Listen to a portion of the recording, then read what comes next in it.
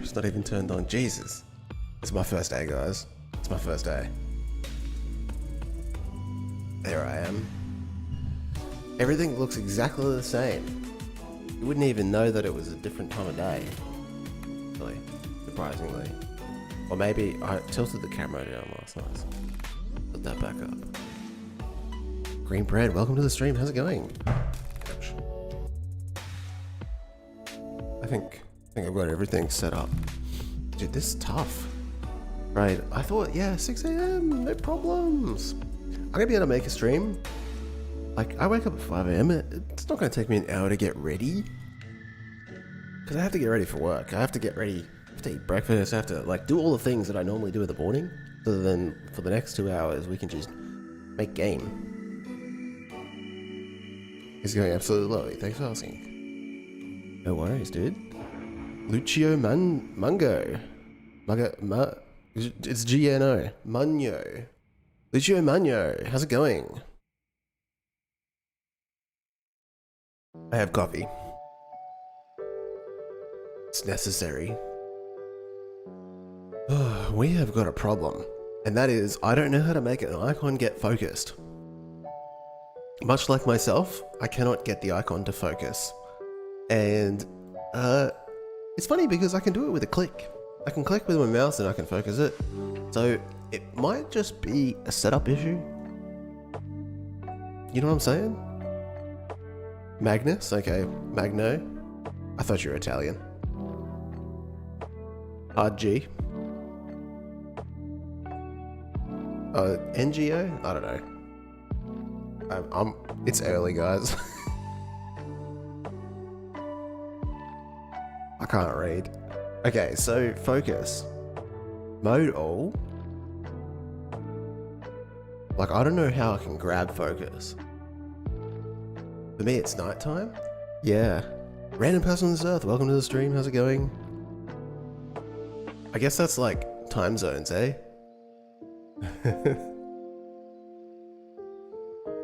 I get the lovely advantage of being at the start of the day, on the line where we decide that it's the next day, right? Because if you go like a little bit further to the east, it becomes like the end of the last day. Literally started as I woke up. Nice.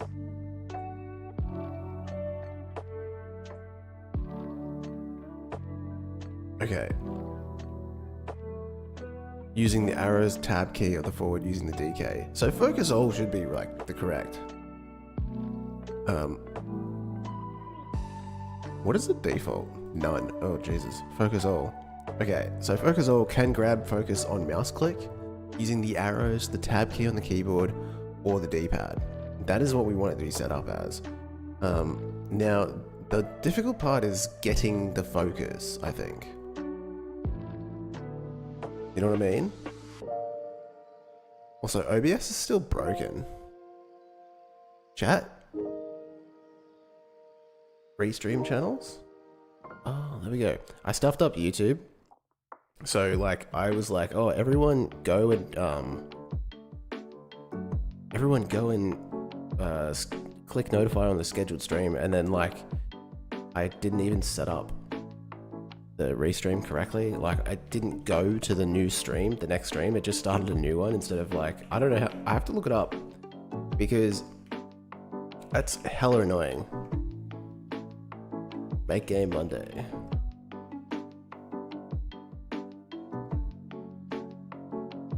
And an error occurred. Yeah, well, YouTube's not going to work because I've already changed the details, and so I'm assuming how this restream software works is that it just relies on the stream name being the same. So if I change it in YouTube Studio, like it's over. You know what I mean? It's just not going to work properly. But also, like, I didn't set up the name to be the same. So I don't know for Wednesday if I schedule a stream, because I want to do that. I want to start scheduling them because it shows up in the panel. Like when you're like going to YouTube, this is a bit like inside baseball stuff, but I do want to figure this out. So like if I schedule one, Stream 16th of February. I don't know. Create new. Oh, what if I like reuse some details? Schedule stream. Just make games. And then reuse the settings, but maybe I can change the time. Yeah. And then I can say that on Wednesday at 6 AM, I'm gonna be live again. Oh, why can't I click done? Oh, monetization.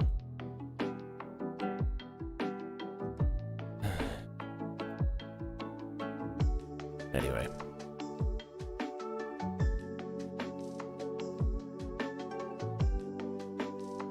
We'll see if it works. I'll try to make sure that the name is the same.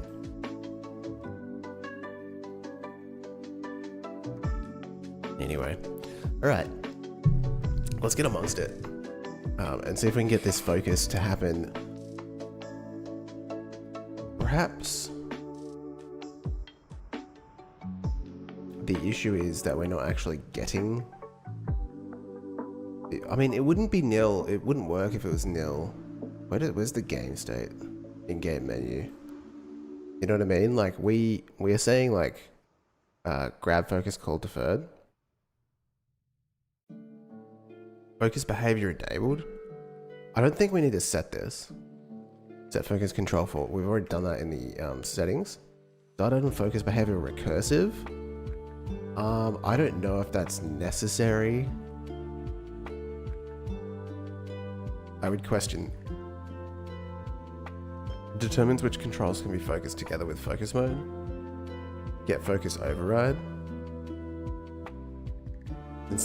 Get focus mode with override. Returns focus mode but takes the focus behavior recursive into account.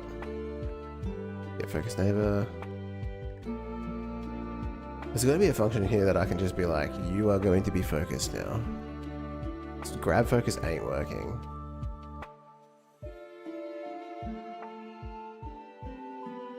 To get the focus, call grab focus. Control nodes lose focus when another node grabs it. Or you can hide node focus. Focus will not be represented visually if gained via mouse or touch input, only appearing with keyboard or gamepad input. Or via grab focus.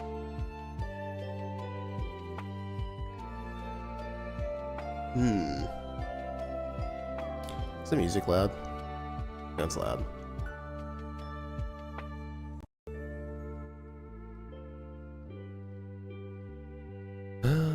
Okay, so this is a bit of a tricky one.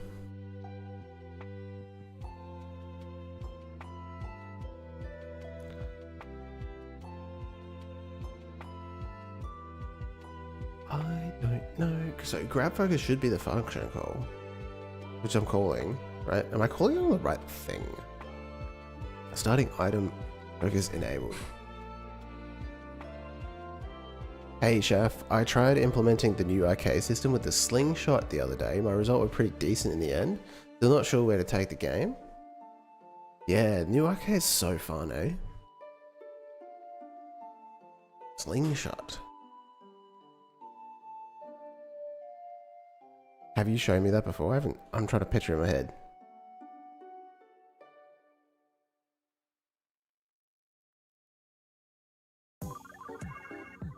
Is that like with the ropes, like when you pull it back, or is it like with the arm? That's pretty sick though. All right. Why you know focus? Grab focus call deferred. Using this method together with call deferred makes it more reliable. Hide focus is true. The node will not visually show its focus. What really alleviated me is that when I tried asking AI for help, it really botched the entire thing. I guess it's new. So like the AI relies on the internet. So like it's going to be pulling from the documentation, right? So like if it's still working on 4.5 documentation, my hair is like, it's not going to get it right, I don't think. And Jacoby and IK? Nice. I haven't tested that one.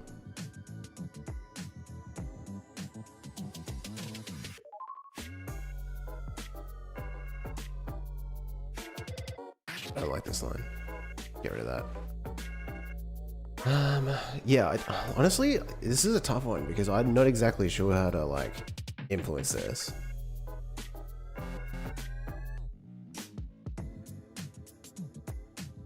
Any one of these, it doesn't matter. So starting item is something we actually... Item null? Is this perhaps because like it's inventory icon? It knew about the new stuff, but it could not get it to work properly. Huh. I used to be worried that AI would completely inutilize us, but it seems a bit far off. What do I think? Yeah, it's tough. Like, I think the way I see it is that it's a chatbot.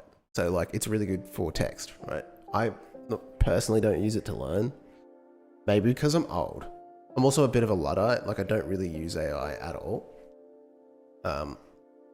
Except when I Google things and it like shoves it in my face.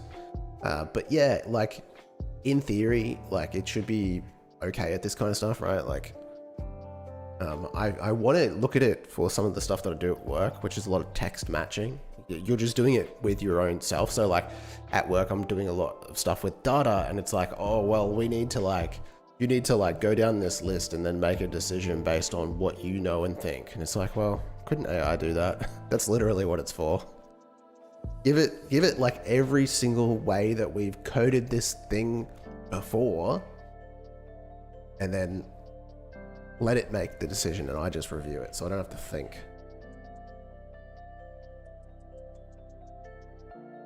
AI doesn't solve the issue you are having 9 out of 10 times. I've heard it's pretty good as like autocomplete. But yeah, I don't use it because I don't know how.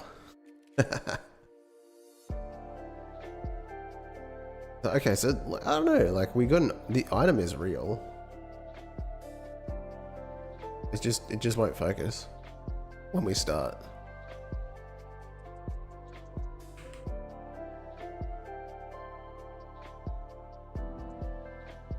I don't know.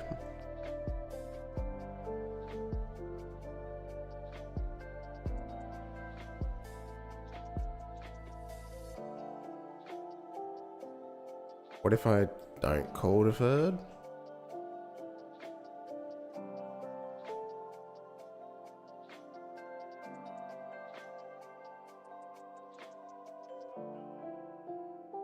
Nope.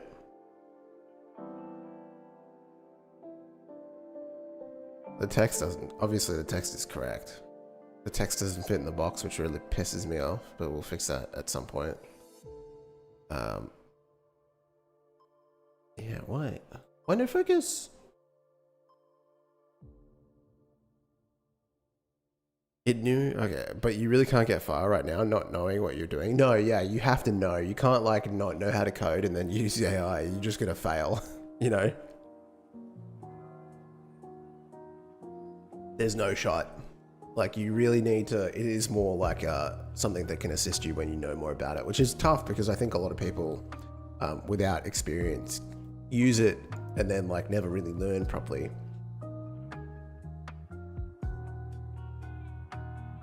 Like they're skipping this part like I'm going through right now, where I'm struggling with getting something to work because maybe I've never really done much with control, like with UI, and like I just don't know why grab focus isn't working. It doesn't make any sense to me.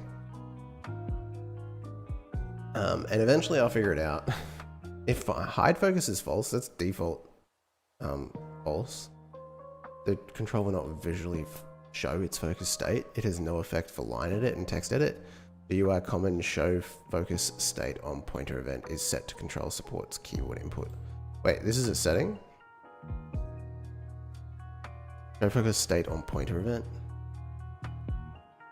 Is it possible that some other control node is grabbing focus automatically? I don't know. Like, how can I even figure that out? You know what I mean?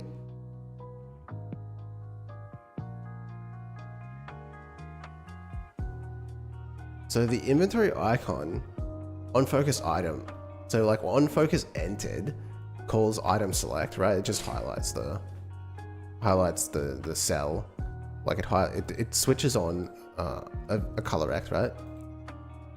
And emits another signal with the item. That's literally it. So all I'm trying to do is get the focus entered to trigger. I could, to be honest, why not debug with log prints to see what's up? Because it's obviously not focused, right? Like, I guess, I mean, not a bad piece of advice, actually. So what we can do is in-game menu. After we do grab focus, we can actually go print dot starting item dot has focus. And if that says false, then something else has focus. And I don't know what.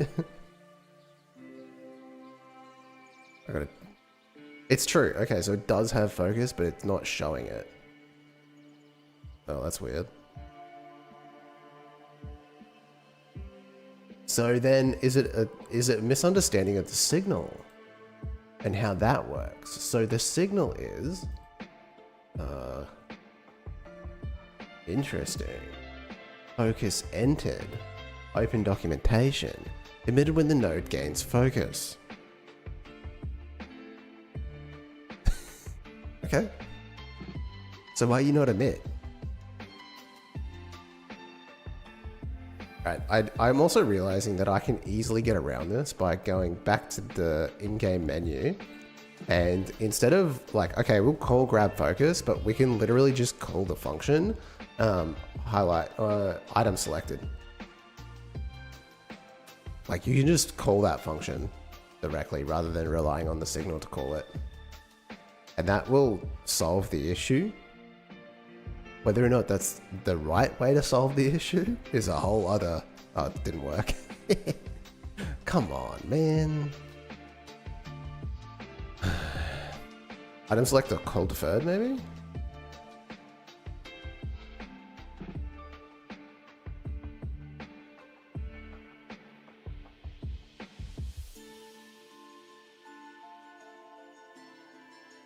Okay.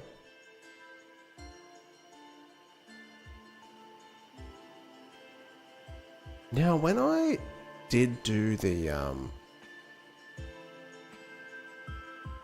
highlight show, when I did the okay, so what I want to do, I actually want to put like a break here. I just got here. What are we using? The signal. Are you using a signal hub? Yes, I've got a signal hub, but not for this. I'm not using it for this because I have access to the nodes directly. So I have a signal, I call it a signal manager. I'm assuming that's what you mean. And I use this for anything that I don't have direct access to. So like the camera and the way that it talks to the player, they're not actually a parent of each other. Like the camera is a separate object and the player will emit a signal asking for it to follow the camera.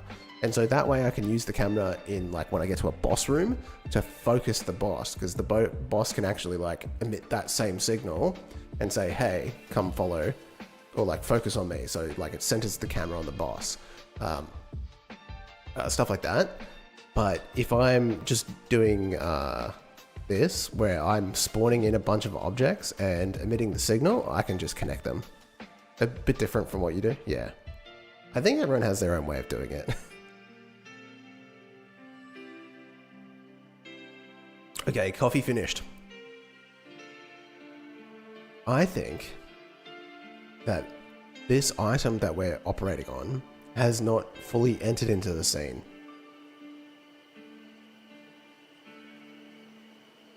I can't read this.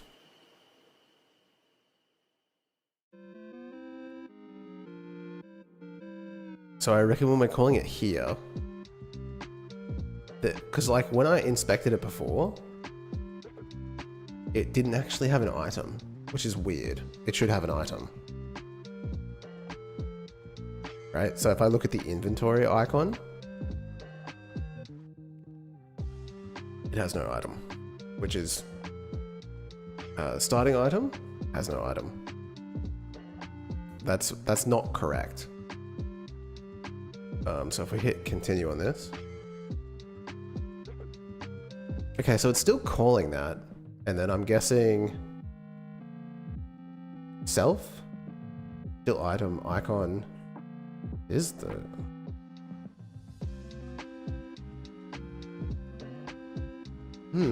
Interesting.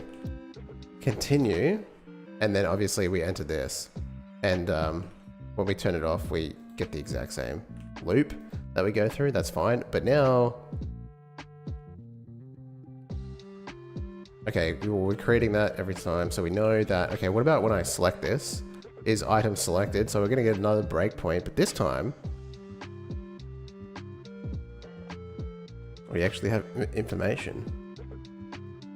It has a texture.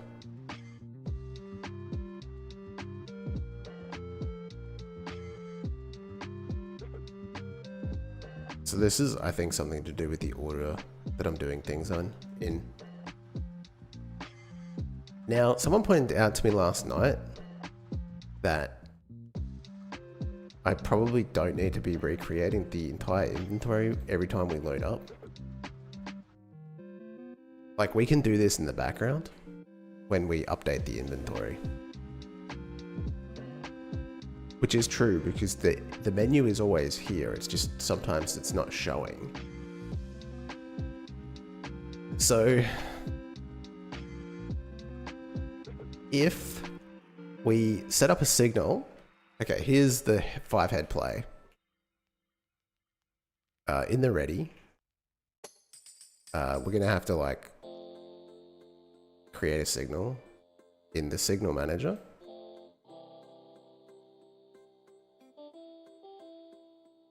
Right, that's spelled wrong. We're gonna call this on inventory updated.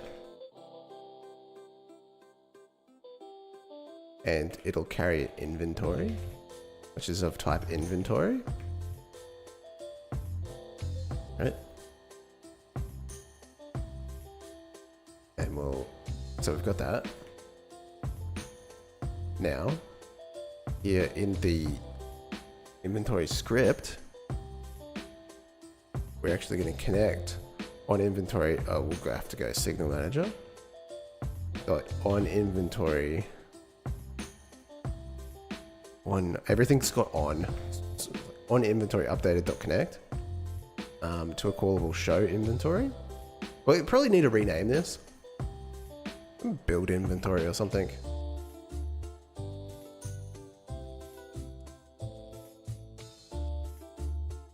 Okay. And connect the signal to that. And then every time we change the inventory, we add or remove items, then, you know,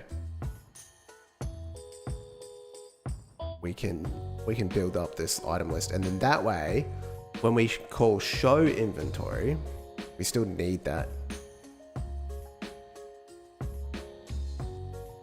function. We don't need to take anything for it though, but we'll go with the starting item grab focus, right? And then that way, in the game state manager, game state, when we do pause the game, oh, actually, that's not the right place for it. In the in-game menu, we call show inventory, but we don't need to get player data.inventory. It's not showing up the first item in the inventory when opening it up. Did I get that right? Yeah. And I think it's because it's not created yet. So like, you could probably fix that with a simple like 1 frame wait. My alarm's going off. I was like, what's this noise that I can hear in the background? My alarm. That's funny. And that's not even the alarm that I use. Wake up. That's the alarm I use to tell me to get ready for work. Okay. Show inventory.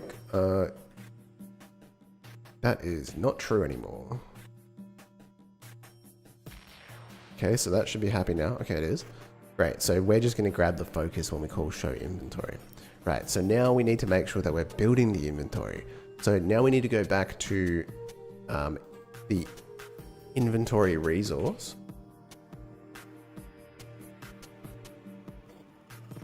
Which just has this. And then I suppose on ready, this should emit a signal. I haven't actually created any functions for like add item, right?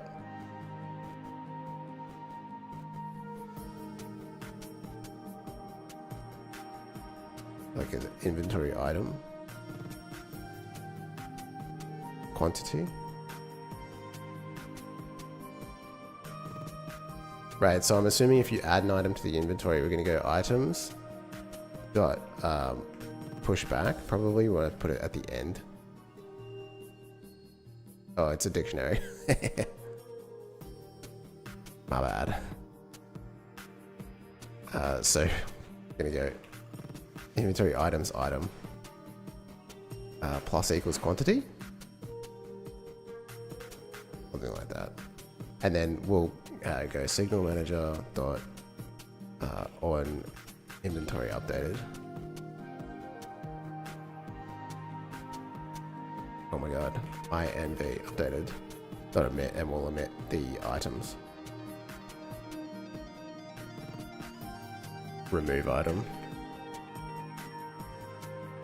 Probably gonna need to have like way more like logic. I'm just trying to get some functions going.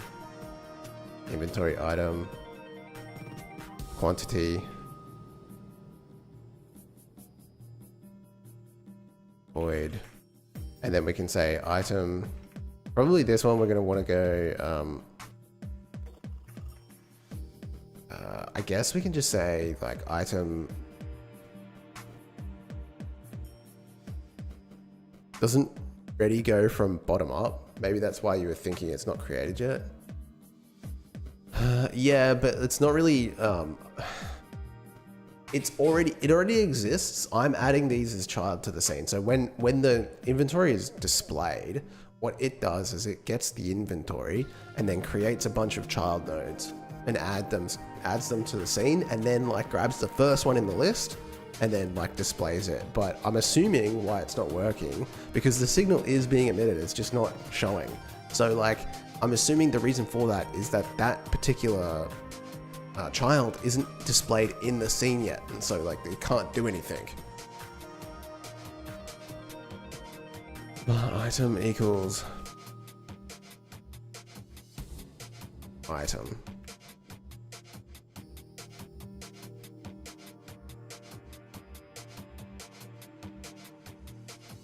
Yeah, and then we can say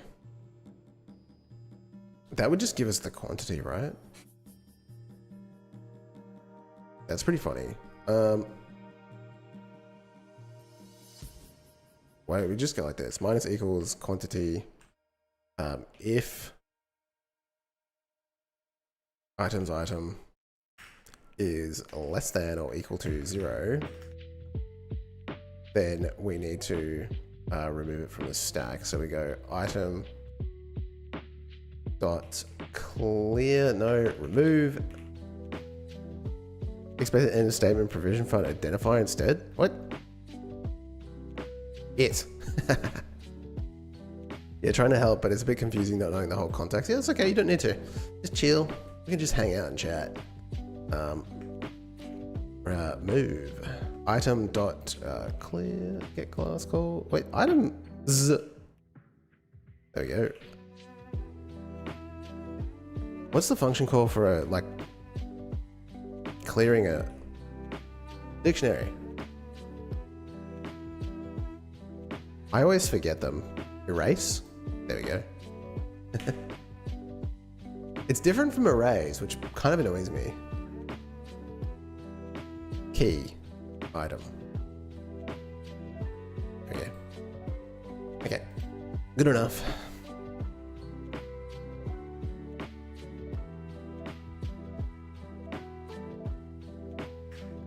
Okay, and then I guess just on ready.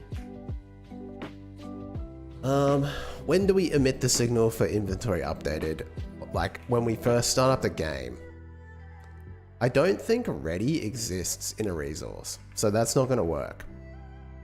So we can create a function called initialize. We could init. Init can just be overwritten, right? What does init do? Well, when the object script is instantiated, often after the object's instantialized in memory through object.new in GDScript. It can be also defined in parameters. This method is similar to construct in most programming languages. If init is defined with the requirement parameters, the object script, maybe I could use that. Let's see. I don't know how early this gets called. Init is a core class function. Yeah. Yeah, but it's meant to be overwritten. It doesn't do anything else, right?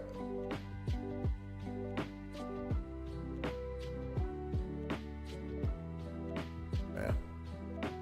Let's see. This is either not going to work or I need to add extra steps. And now it works. However, we have like lots of the same thing.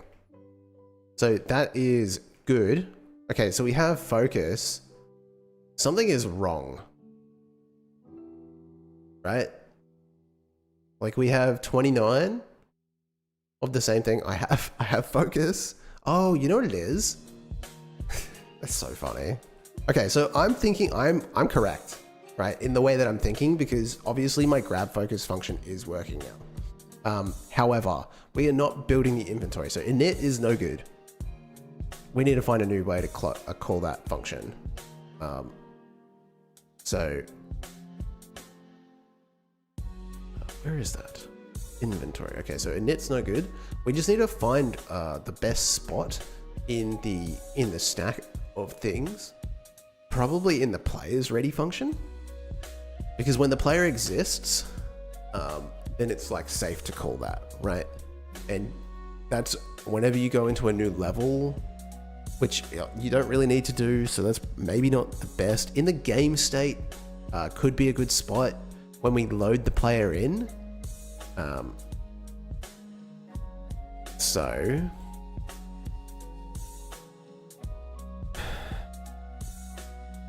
I'm just trying to think for like a new game as well, like what happens. You'd have a blank inventory. So load game from menu here would be fine. So I'm calling some things here with the health manager and the energy manager, set up the UI. So like, I think it would be fine to just call that signal manager dot inventory updated dot player data dot emit, and it's player data dot inventory. Right, that would be a fine place to call it when we load the game, right? 100% correct. When we create a new game, how do we handle the UI? New game from menu. I'm calling the exact same things, but with some constant values here. So player data is probably non-existent. Player data doesn't exist at this point in time because you haven't saved the game yet. So it's probably just going to be a blank. It just expects an inventory, actually. So we can just say it expects an inventory object. So we can just pass it a blank inventory object, honestly. I don't know if that'll work. Like, you're not going to have one anyway. Let's see what happens. There we go, it's working. Problem solved. Okay. Well, let's see what the new game does. Probably crash. Okay. And it's nothing because the starting item doesn't exist. Because you don't have any inventory. Which is fine. We can just say if starting item. So just wrap that. Okay, let me just delete some of these saves. Hey, we made progress. That's good. Open user data folder. This time 6. Oh, nice. Delete all these profiles. I need a way to do that in game. Driving me crazy. Run this again. New game. It's just blank. Okay, I need to delete the placeholder stuff. I got a lot of errors. Inventory menu, show inventory index is out of bounds. Data. Okay, so this check really should probably be if inventory container dot has children.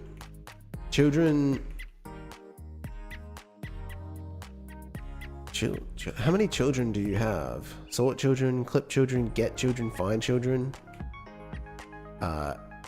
Is equal to 0. Is not equal to 0. Invalid operator. Okay, wait, hang on a second. My brain's not processing this and I can't read it. Array noded int for operator. Okay, get children is an array. Okay. Is equal to empty. How would I do that in a single function? Okay. Go back a step. I'm not exactly sure, but I can think of a pattern that is more like inventory children, inventory items children, item icons is equal to inventory container dot get children, and then if item icons dot is empty, then return. And then we can, instead of calling get child here, we can go starting item is just 0 in this particular thing. And then we don't need to check if starting item is existing, although it will stop us from crashing if there's a problem. We want it to crash. Okay. Let's delete some profiles. Run that again.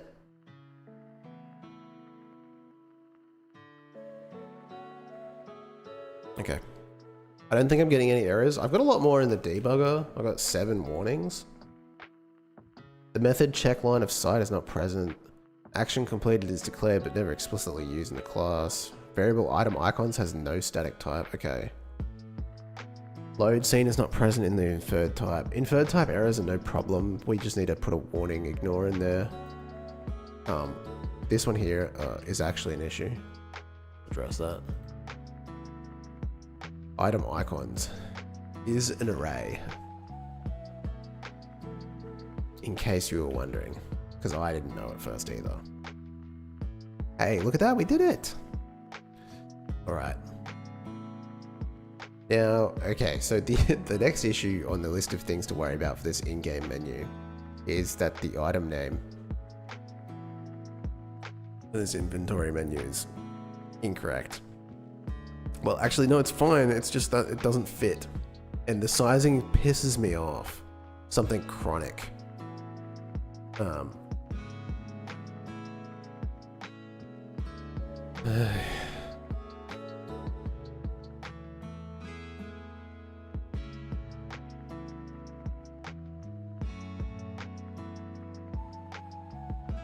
So if I put like a lorem ipsum in this, look at this.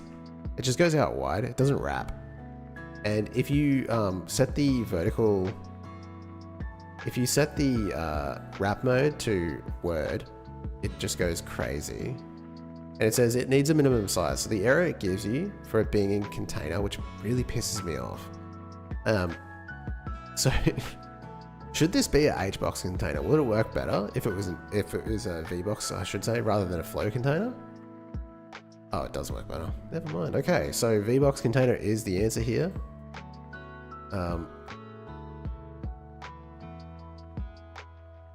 It's still cranky. Labels with auto wrapping enabled must have a custom minimum size configured to work correctly inside a container, but it's working correctly. So like, get wrecked. I guess. I don't know. I'm honestly not too sure about that one.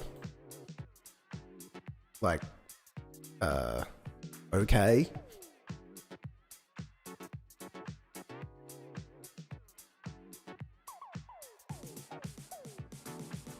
Godot can get a bit quirky at night. Or early in the morning. It is 6 a.m. Okay.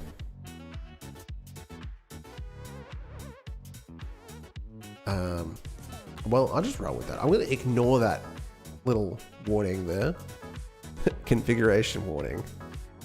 I could always set the, if I really need to, because I want it to be dynamic. That's the thing. Like, you want the UI to be dynamic. Like, if I roll this, and then I open up, like, anything, right? And I see this, I want it to change with the size, and it's doing that. So, like, what's the issue? Like, that is what I want it to do. I don't want... So, something I probably do want to do is I want to change the text size with the size of the window. I mean, realistically, we're already in the smallest possible resolution, 720p, which would be like Steam Deck. So it kind of fits already. I don't know.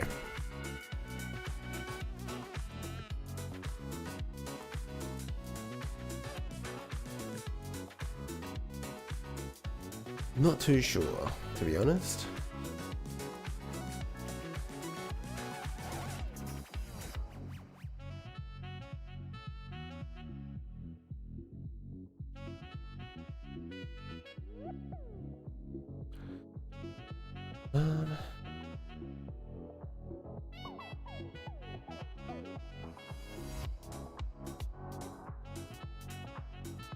Okay.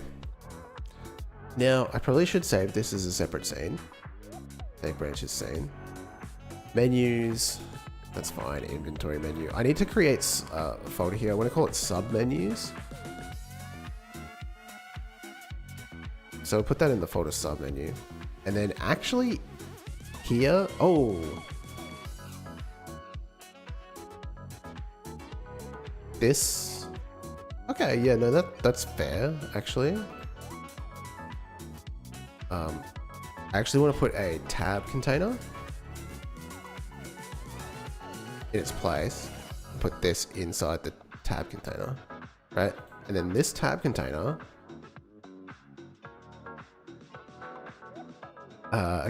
needs to expand. There we go. So now we have the inventory menu, and we can set up, you know, like we could have a separate menu for like saving and loading and all that kind of stuff. Settings, controls, and all that, which is what we're working towards, because we're sort of working towards being able to create a demo, and we need to have like all that stuff in place so that people know how to play. Obviously art is still a questionable thing, like there's no art in the game, or content for that matter. Okay, so that's, oh wait, actually that is not inventory done, actually. We can't use the inventory, we can't, the whole reason I set up the inventory in the first place is because I want to be able to purchase inventory. So I guess the next step is either using or purchasing inventory. I think I'm going to set up the shop next and then worry about using the inventory after that. Because using the inventory isn't going to matter to whether or not you can get inventory. I don't think. So that's going to be a whole nother journey in UI. But we can get the, I already have the art object. This is going to be the shop. It's a 3D printer like replicator. And you just walk up to that and you can just select what you want and it'll give it to you. It's not really like, there's not even a second state. It's just going to look like this. I like this bad boy. Pretty tall. It's just 1 pixel. I should probably like fix that, right? Like, just like make it fit within this box. I kind of stuffed it up actually. Let's just go back. It's fine. Oh, excuse me, sneezing on stream.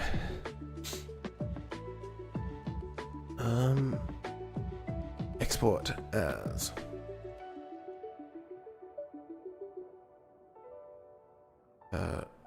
Thank you. We're doing science you over here though? I'm just kidding.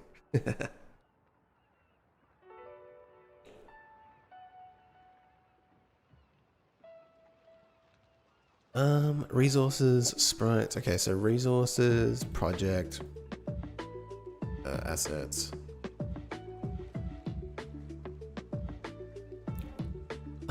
Environment placeholders, or this is just placeholder projectile shaders. I'm really not sure. Like, what should I save this in?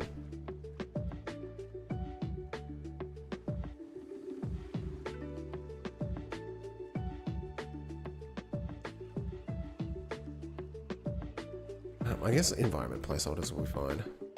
That's going to do a GIF. I did this wrong. So it's visible layers. It's selected layer, selected frame, selection.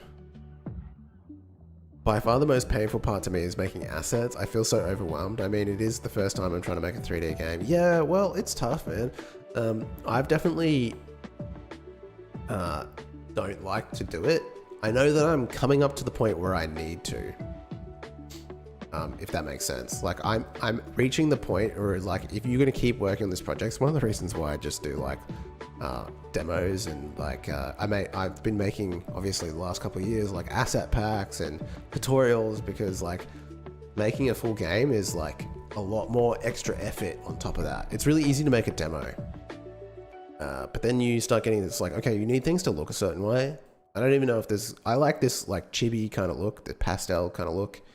I think it's really fun. I don't know if it's going to fit the aesthetic, which is like conspiracy theory. Like government conspiracy. I'm not sure if that like fits the aesthetic of the chibi, but maybe it's a good contrast. I don't know. Selection, selected layers, selected frames. This should just be a PNG right at this point.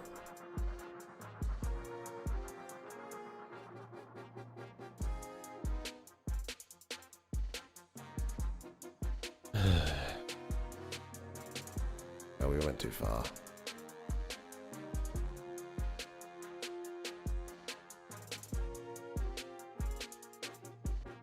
What do I call this thing? I called it a replicator.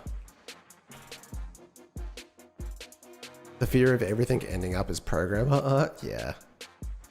Real. That's real.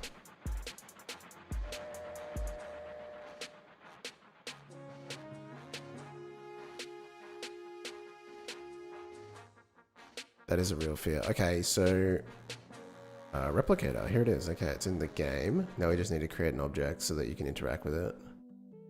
And then I need to create a shop menu. Oh my god, so many menus, guys. 2D scene. Is this a static body? Or is it just a... No, because you're not going to run into it. You're going to be able to walk through it. I can't even ask my true artist friends for help because all of the little details need 3D assets for proper game implementation. I don't even have art friends.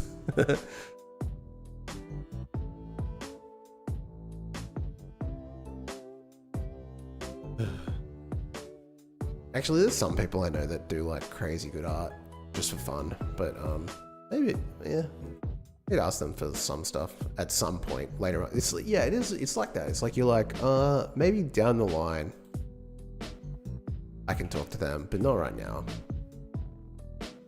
And also like little details for 3D assets for proper implementation. Yeah, it's tough. Unless they're like game dev artists, it might not really make sense to them.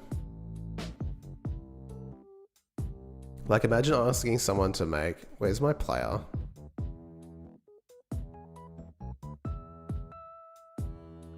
Where's the sprite sheet? I think it's called Hero. It's like, I don't know if I can actually view it here. There's so many bits and pieces. There's like, it's all chopped up. It doesn't make any sense. Like, yeah, draw a pixel art dude, but like chop his arms off and make separate art assets for that so that I can animate them separately. Do I have an object that allows you to interact with things if you stand over them? So I have a door. This is a prompt door. 2D is already complicated. I reckon 2D is slightly more. I think, here's my opinion, this is maybe a hot take, but I think 3D coding is harder than 3D art. And 3D art is easier than 2D art, if that makes sense. So it's easier to code 2D, but like it's harder to do the art.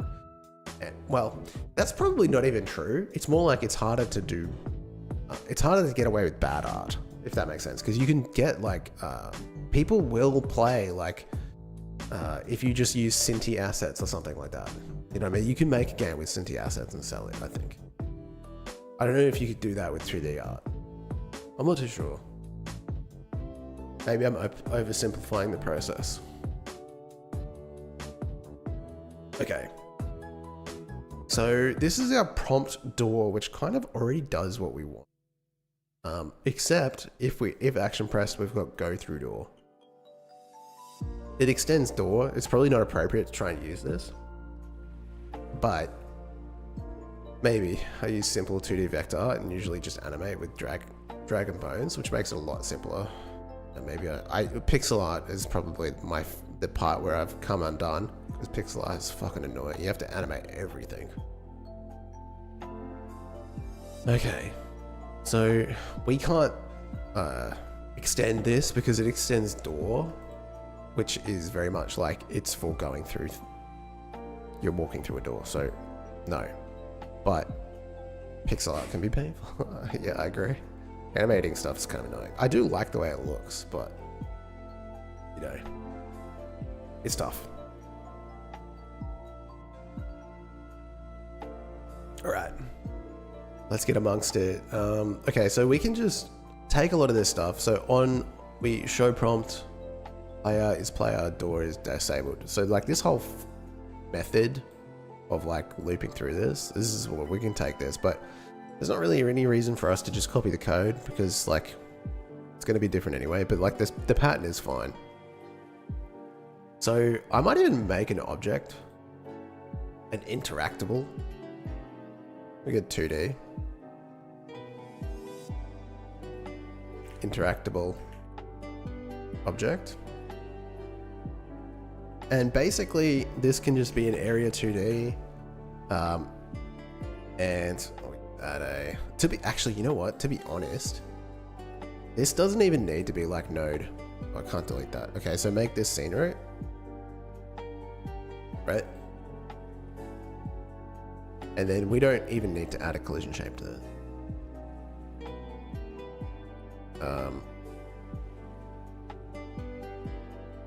Interactable. And then we save the script under scripts. World. We got broken wall, game start, prompt door, save game, save station, UID. Okay, yeah, open that. That's fine. Create. And then here we'll go class name, interactable. Right, and then in the ready function, we will set up the signals so that we don't have to remember to connect them. So we've got area entered. Let's just put a pass in here. In fact, we can connect them.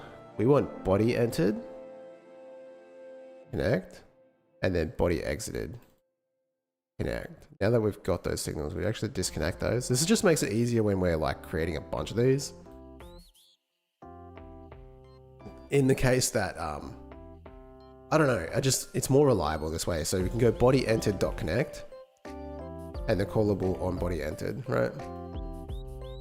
And then body exited.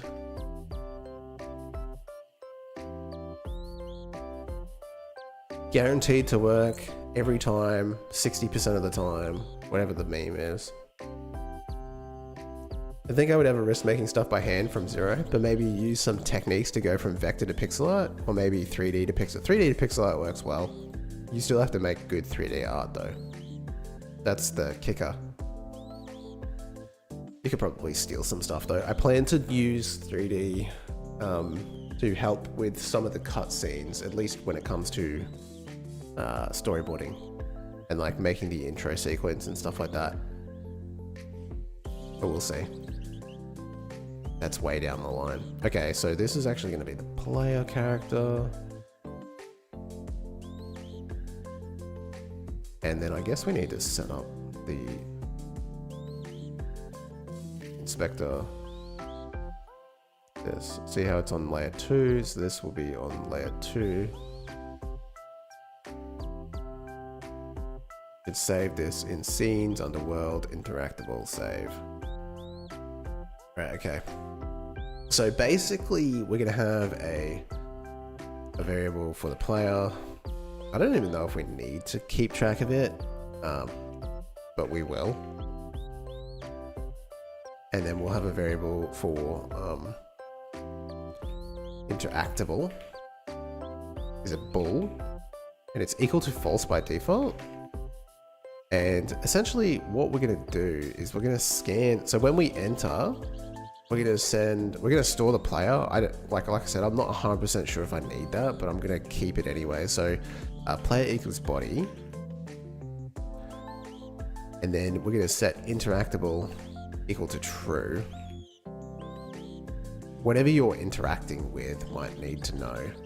And then we set the player to be null if we can. I don't know if that'll work. And then interactable to be false. And then essentially we want to create a signal as well. Signal. And that's equal to interacted, right? And then so we can create a function. Actually, we don't need to create a function. We can just say input event, right? So we can say if event dot is action pressed up, if this is close. Not. Wait, is everybody that enters this area going to be of type player character? Yeah, it is.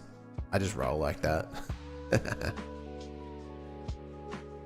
Yes, it will be because it's on the player mask. So that mask number 2 in the collision is the player is the only thing on that mask.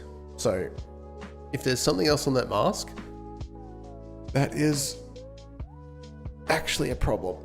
You know what I mean? That's how I like to roll. So you can actually do that with confidence. Okay, so if event is action pressed up, and then we can say and interactable, then we can emit the signal interacted. And that's it. That's all this function does. That's all this class does, I should say. Body isn't used. I guess we could say like, if body is equal to player, then player equals null. I don't know. It's not that important. Assignment is not allowed. Double equals, bro. Okay, there we go. I suppose that's fine.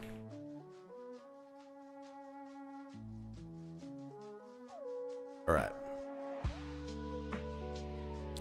Okay, auto mode, held a message. Cheap viewers on Steam. Okay, off. Oh, what? It's still showing up in the thingo. Which, if I ban them, it goes away, but if I... Bit annoying.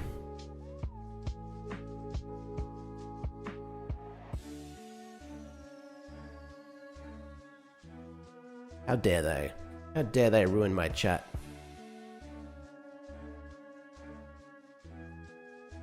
Streaming dock and overlay. I thought... Wait, why can't it...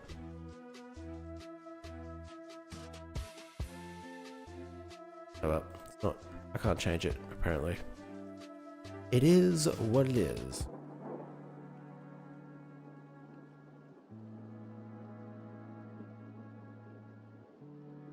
Well...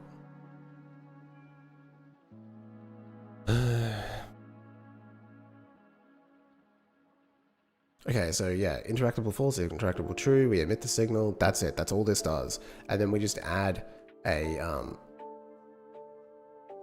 thing to it. So for the replicator, now we can add a interactable here, and then we can just add the collision shape to it now.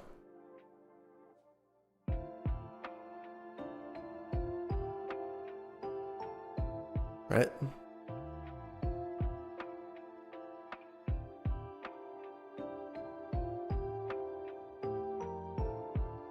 And then we emit. So we can have like an animation player. And I don't have anything actually to tell you that you can interact with something. I probably need to make like a little sprite. So I can do that really quickly. We can do it here, that's fine.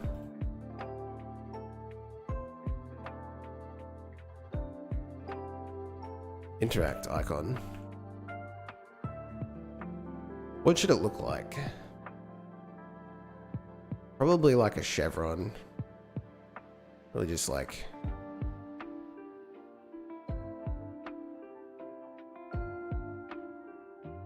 You know?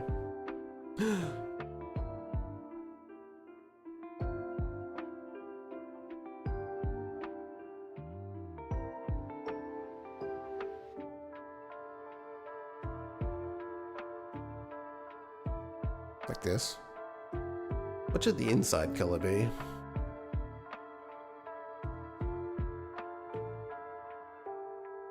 Orange? Does it look science fiction? It kind of does, actually. It'd be like a black outline rather than a white one.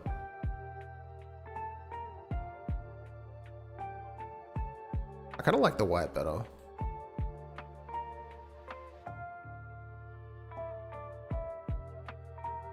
It's not showing up anymore?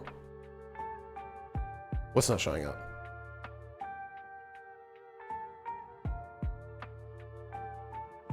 What if it wasn't exactly white? I think that's better.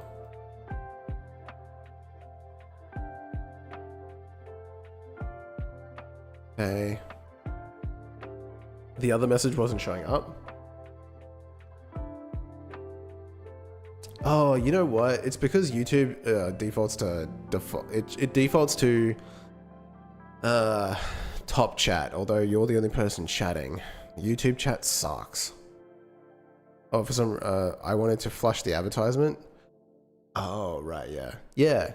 YouTube chat low-key kind of sucks. No offense, YouTube. Okay. That's a little interact icon. That'll do. We can change it later. Selection, selected layer, selected frame, and then we'll choose file and UI, I guess this actually is. Interact.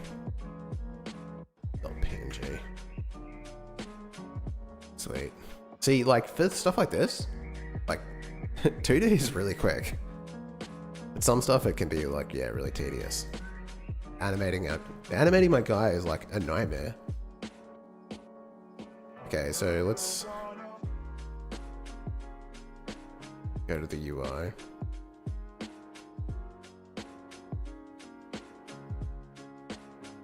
So we make this guy 0 on the X, and then he's actually going to be like up here, right? And then with the animation player, what we'll do is we'll create a new animation called prompt, and we will essentially grab this guy and actually set his visibility to alpha. Create, and his position, create. And 1 second's probably a little bit too long. 0.5 will be fine. Do you just code things out and keep going? No version control? No, I do have version control, so I commit. Not as regularly as I would like, but I do have a GitHub set up for this project. I'll commit like once a week or so. The problem is it's on a NAS. So the project exists on my NAS so that I can access it on my stream PC and on my personal PC. And because of that, you can't put Git on a NAS. You can't like, I don't know, it won't let you. You know what I mean? Well, when I tried it didn't. Maybe I need to like re-research that. And so I have to move it to my personal PC and then push. But that's not bad. How do you track architecture and project steps? Do you have an app? No, it's just in my head. Maybe if it does get like more serious, I'll like if I finish the demo and it turns out that people like playing this game, maybe I'll.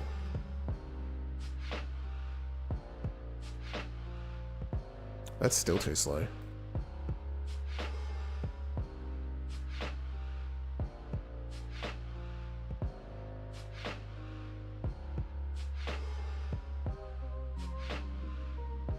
Still, I think this is going to be 0.1.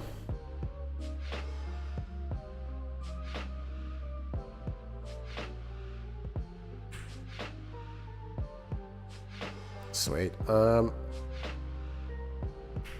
Yeah, I've never really been much for tracking stuff. I don't know. It's probably not good. Okay, so let's add script to this.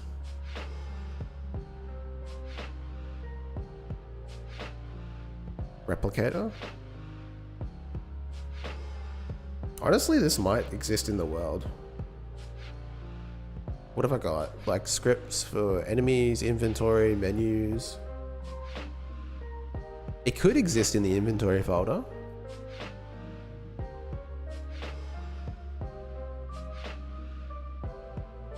I think I'm gonna put it in the world.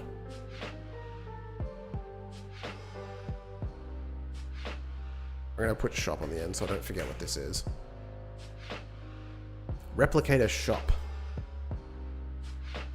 Why isn't it not letting me open?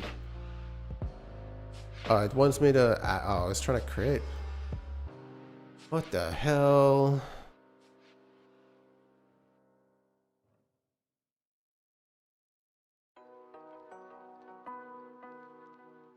I don't know why it wouldn't let me do that before. And then save this in the world, replicator. I'm going to change it to shop. I wanted to put shop on the end so I know what it is. I'm thinking of making my own Kanban app. I usually work alone, so Trello, Jira just is overkill. But I do like tracking. Yeah. Yeah, I guess it depends on the person. Like, I am really not, like, I know roughly what I'm trying to do each, like, and because I guess streaming helps as well, because it's like, okay, so I have like an arc that I'm going on. Right now we're doing inventory. Every other stream I'm doing inventory, and like, I'll keep going with that until it's done, and then it'll be like, okay, what should I make next? And I'll just think of something, and then after the shop, I'm really not sure what else there is. NPCs, I don't have NPCs in the game, and I do need to have them. So that's probably the next step. Angel stretching. All right.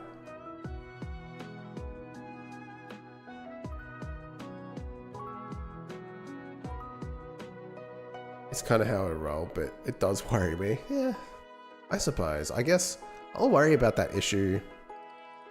I don't have the same experience. Even still, I think that's not necessarily an experience issue. It's like having a plan really does make a difference when it comes to like hitting your goals. You know what I mean?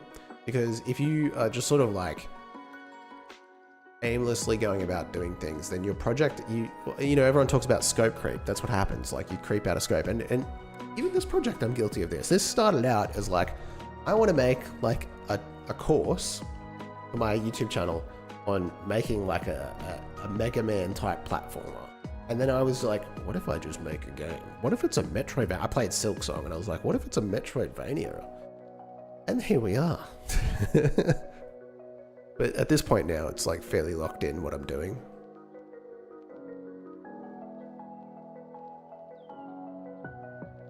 I like your courses. It really does help out. Thanks. Stiggy Man, welcome to the chat. How's it going today? You know, spinning anime girl. Idol Nuru. I don't know what that is, but it's cool. Making me dizzy. Okay. So now we can just connect that signal that we set up for the interactable. More spinning anime girls. And we can connect that. Okay, so I am realizing that the interactable interacted is only being called when it's true. So we either need to add another signal or emit the object, right?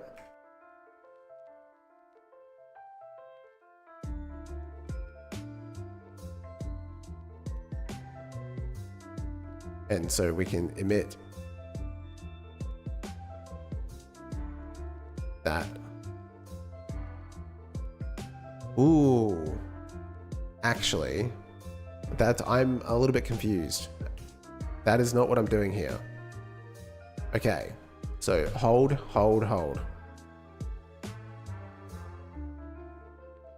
So we have an option here. And that is whether or not we just grab the signals area entered and body entered and body exited without actually entering into this script, or we create separate signals so that we kind of know what's up. I'm kind of on the bandwagon of just like taking these signals and connecting to them to the shop, although that creates a dependency on interactable body entered. Okay, so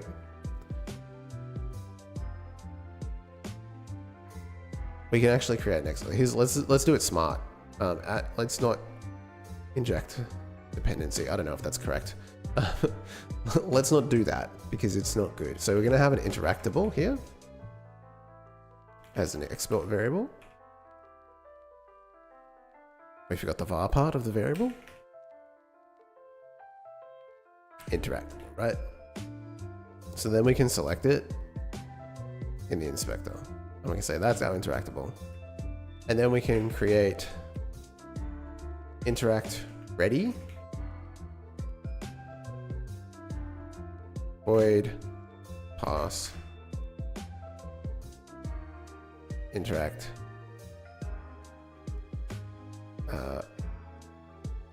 ready and unready doesn't make sense. Available. Interact available, interact unavailable. I don't know. Right, so now we can have functions within this. Ooh.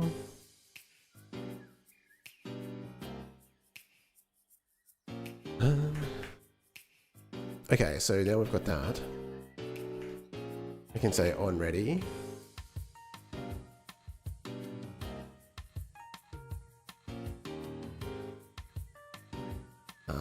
Then we can say interactable dot on body entered. That is not correct. On body entered dot connect. Oh, this is the function. I need the body entered dot connect to the callable. Whoa, what the hell? Interact available.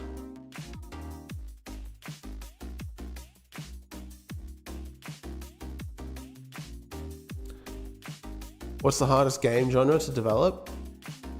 That's a tough question, actually. This depends on the person. It's all about experience. But, like, I think probably the most difficult one would be, like, a lot of data-heavy stuff, right? Like, some kind of online... Is it MMORPG? I don't know if that's difficult. I was like, it needs to be like a lot of data, like a RTS, you know, like one of those games that like just has a lot going on. And then also like online, just add online component to it.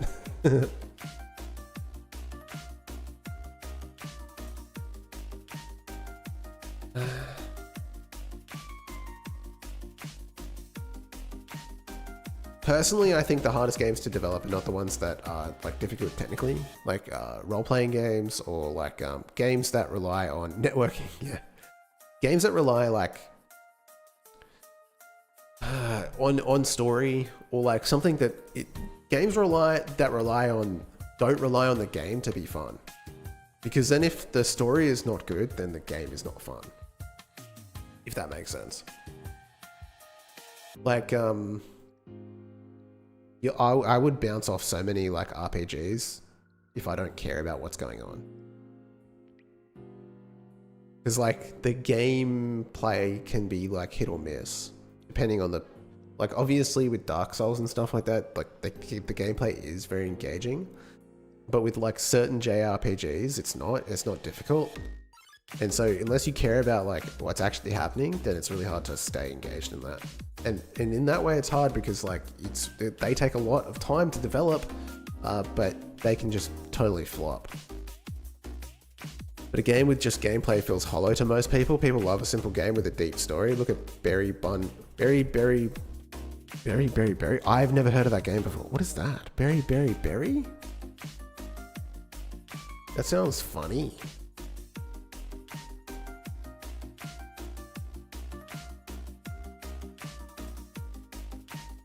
A juicy first-person incremental game.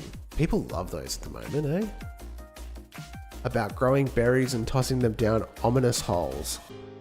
What the heck? Dude, that's crazy. That does look like fun.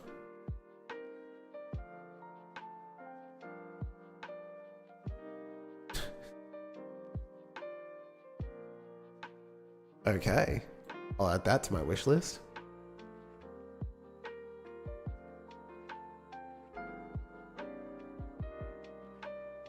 Awesome.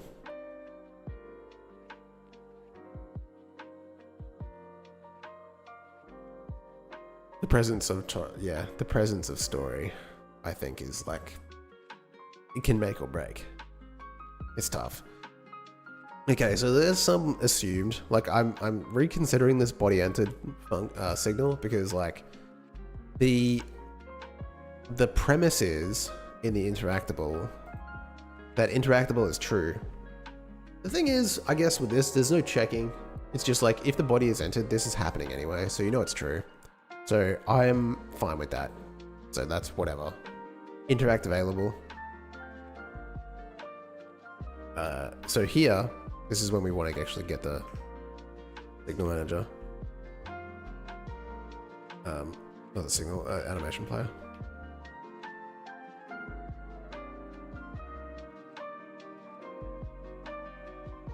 Animation play. Eh? Animation play. Jesus. Did I spell animation wrong, I think? I'm terrible at that. Okay, so now we've got the animation player. We can interact. We can set animation player dot play. What's it called? Prompt.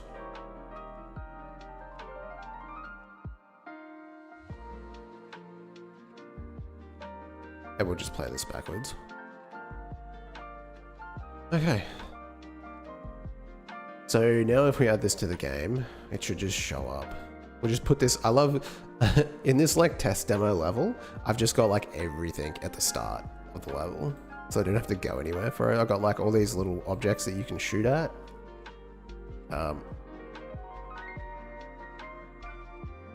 Collectibles, secrets, enemies, obstacles, camera rig.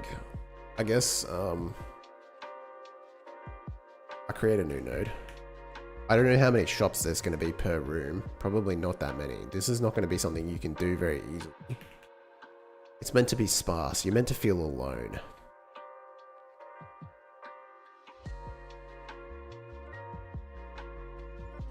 Replicator shop.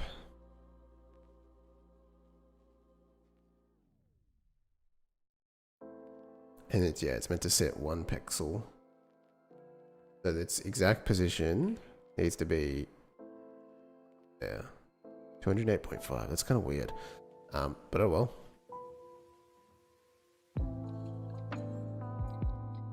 Okay, so now when I play the game,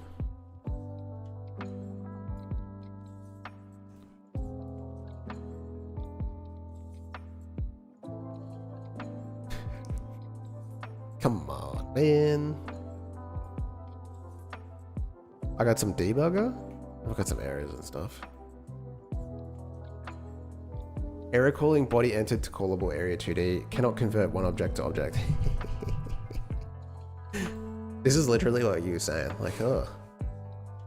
Are you sure it's player? It's sure it's interacting with the right stuff? I guess I was wrong about that. Why does this work for the prompter? It masks area 2. And I'm doing the exact same thing, right? Oh, yeah, on body 2D entered. I like how it's just like no 2D here. Oh, dude, I don't know. Why would it pose an issue in this interactable? Mask 2?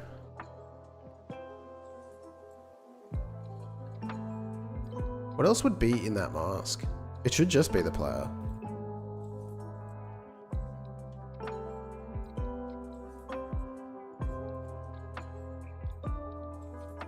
I gotta do some I gotta get rid of some of these warnings. That's super annoying.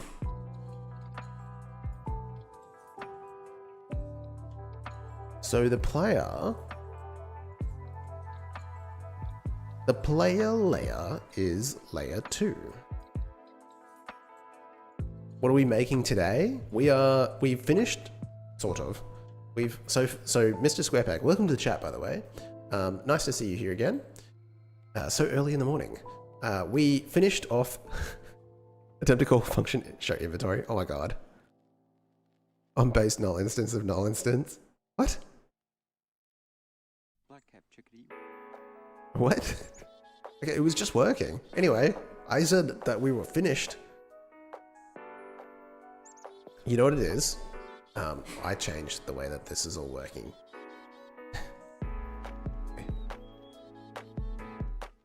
The game state.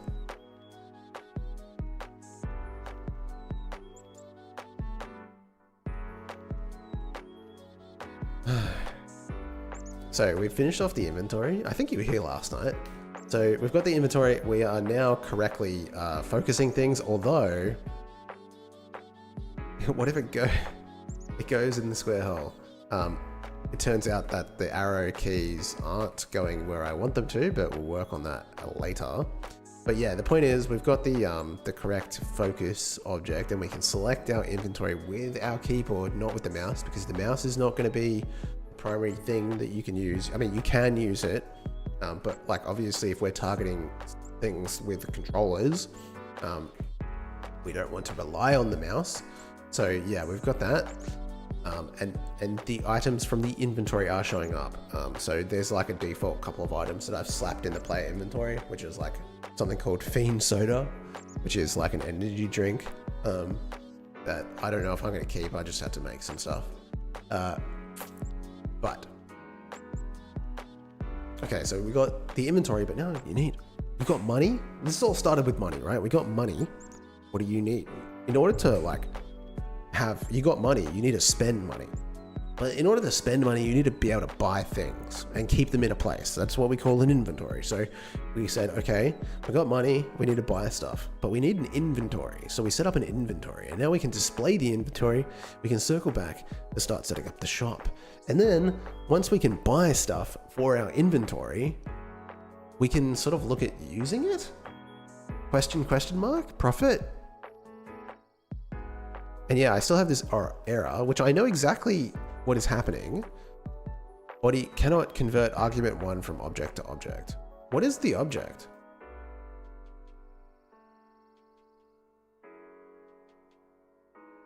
Oh, you know what it is?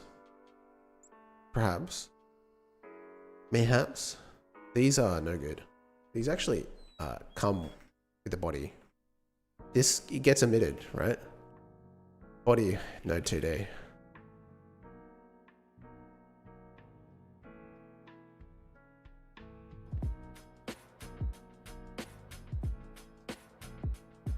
The game takes interestingly a long amount of time to start up as well. I've been noticing. Okay, it's still cranky.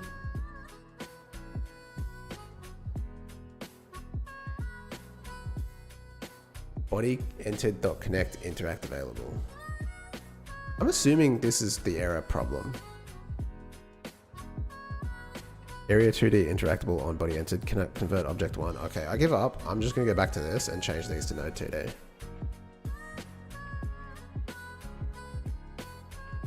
What is on layer 2? My phone is blowing up right now.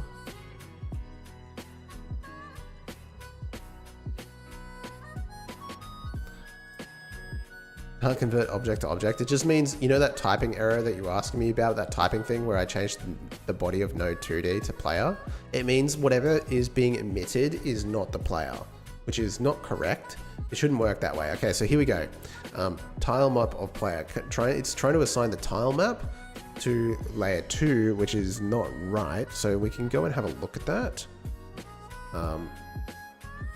That's in the game actual level itself. Tile map layer.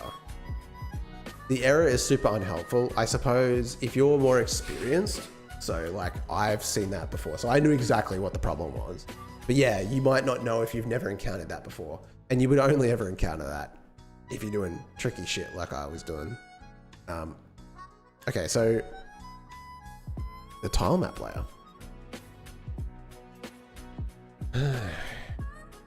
That's weird.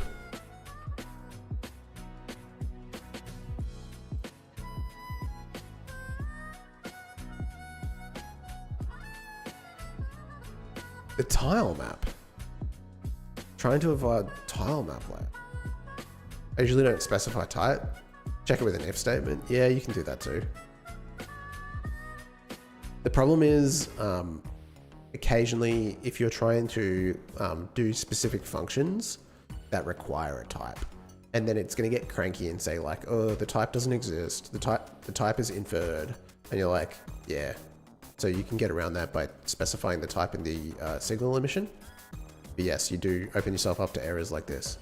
But I still think they're worth addressing because the tile map could not be on layer 2. We're still in the error state, right? Body. Tile set 1. Facility entry. Tile map layer 2. Navigation region. What? Navigation region, tile map, layer 2. Chaff, it's 4:30 PM is wild. Yeah, new time slot, baby. Gee whiz, welcome to the stream. How's it going? I am doing a new test. I'm going to try streaming in the morning so that I can become more consistent. It is 7:30 AM Australian Eastern Standard Time. And I'm going to keep streaming until about 8 o'clock. And then I got to go to work. Only a 2-hour difference. Yeah, it's not much. It's just like the difference between East Coast and Mid Coast, right?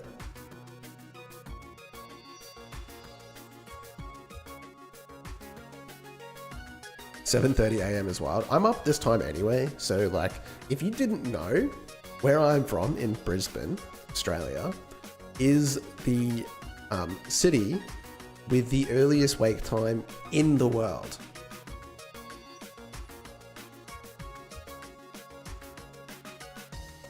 If you weren't aware, people wake up really early here. It's like part of the culture, I guess. Brisbane is wildly considered, this is AI, so take it with a grain of salt. We've got the Brisbane Times over here. Chaff gets all the worms, yeah. So Brisbane was crowned the world's earliest rising city. Does the title stick? It's only 6 AM. I wake up earlier than that. I wake up at 5 AM. The riverfront stretching connecting South Bank to West End is heaving. There's people everywhere. It's time. Groups of joggers, cyclists start between social strollers, dog walkers. At least 15 people are queuing at the combi turned coffee cart. In 2014, a study by fitness tracker Jawbone Up found Brisbane residents were the earliest risers in the world with an average waking time of 6:35 AM. How can you even function waking up that time? I would die. I've been waking up this time my entire life. It's just like normal, right? So when I was a kid, and I'm not even from Queensland originally. I'm from the southern part of Australia, and that is different because it's more it's more like Europe and America, right? You have like these winters that are really cold, like really cold. Despite what people like, I guess the stereotypes about Australia are. Like I was born in Tasmania, which is like insanely cold. And the winters there are like really long. But my dad was like a tradie, as they say. He's a plasterer, so he like does walls. He was always up early, and when I was a kid, I was always waking up early when he was getting up. I'm a light sleeper, so I would hear him and I'd wake up, and I just stayed waking up like that my entire life. When I went to uni, I changed a little bit. When I got addicted to World of Warcraft, I changed a little bit. But once I got out of uni and started going to work myself, I was working for a factory. Even as an accountant, I was working for a factory doing their inventory, and it required me to sometimes be at the factory at like 5 a.m. You had to wake up so early because you needed to do the inventory counts and stuff like that before they started producing, because they didn't want to lose time for production time. Like losing production time was incredibly costly. It was like, we have to get in there and do our work before 6 a.m. And so, yeah, I got back into the early rising, and even though I don't work for that company anymore, I still do it. So yeah, I wake up at 5 a.m. anyway, which is why I sort of decided to make this switch. My uni is nighttime only. I get off at 11 a.m. 11 p.m. I usually start doing my game projects at, oh man, I'd be asleep. A lot of people here go to sleep earlier too. Like I've spoken to people that are like, yeah, I go to bed at like 8 p.m. I don't do that. I go to bed at like 10, but yeah. That's the flip side. Like obviously something has to give. You can't be waking up at 5 a.m. and going to bed at midnight. That would be insane. You need at least 7 hours, right? Probably more. People say 8. Okay, so why is this navigation? Collision mask here. Is there like another collision mask that I'm not aware of?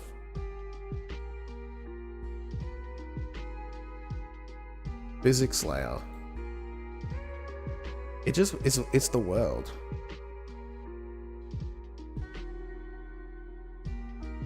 I'm so confused about why this would even get triggered. Custom data layers, resource, navigation layer. Why would it give me that error? It's not on the player layer. Are we still in game? The tile map layer to variables. So the body is being detected as the tile map, which is not even on the same layer. So what the fuck?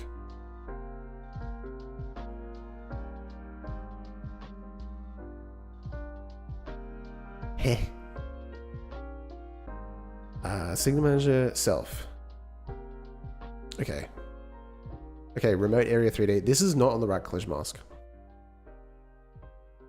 That's bizarre. Okay, let's have a look at that. It's not on the right collision mask. So does something change? Like, even though I've saved this interactable, and when I instantiate it as a class here, it's like not set up correctly.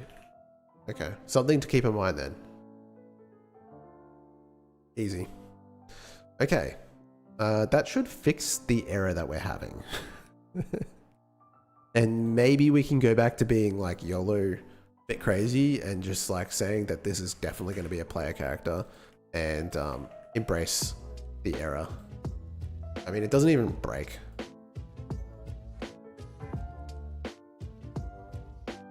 Okay, so we are now able to walk over it. I don't know why it's not detecting the player. Dude, collision masks and shit piss me off.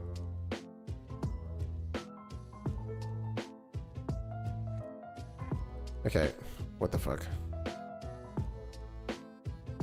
No error here. We're not even getting an error anymore. It's just not triggering.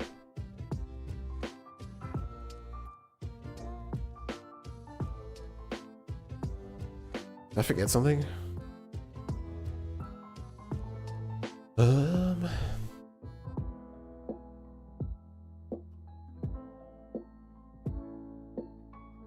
monitoring multiple. Are we doing body? We're doing body. Replicator shop is doing body. Hey Chef, what do you think about doing a tutorial on 3D ragdolls? I want to make one. I want to make one for the 3D shooter. So it's kind of like the 3D character controller is slightly unfinished because the whole goal is to make the entire character controller. And there's two things that it doesn't do. It doesn't die and it doesn't take damage. I thought you were being silly about that this morning. You thought that, oh, you didn't think I was serious about like streaming in the morning, Goosefat? Welcome to the stream, by the way. I was being serious. Also, go to school.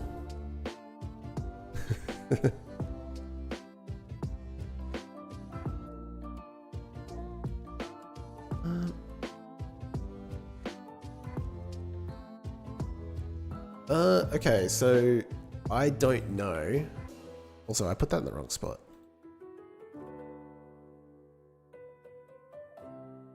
BodyEntered.connect. BodyEntered.connect. Okay, I need a breakpoint on some of this stuff because I don't know if it's not triggering or the animation is not playing.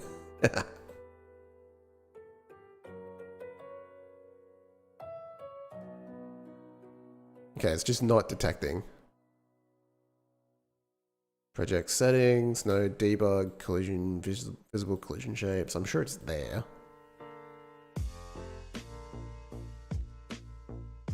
Yeah, they're definitely overlapping with each other.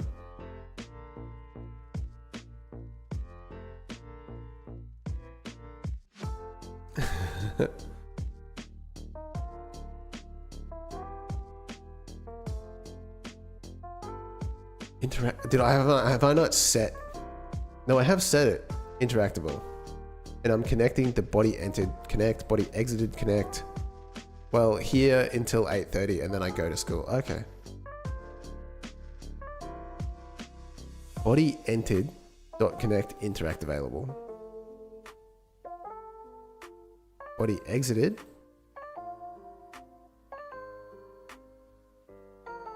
I'm guessing it's just not detecting that, even though it's like on that mask. I don't know what's going on, guys.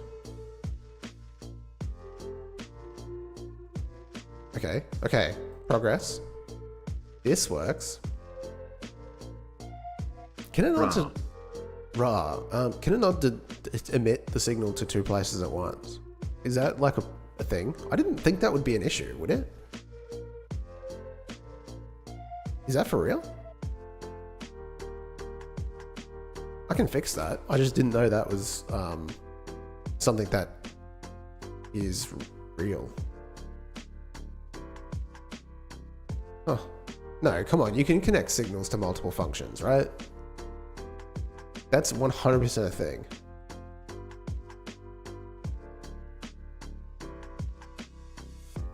I reject that idea. I reject that entirely. That's blasphemy. On interactable body entered.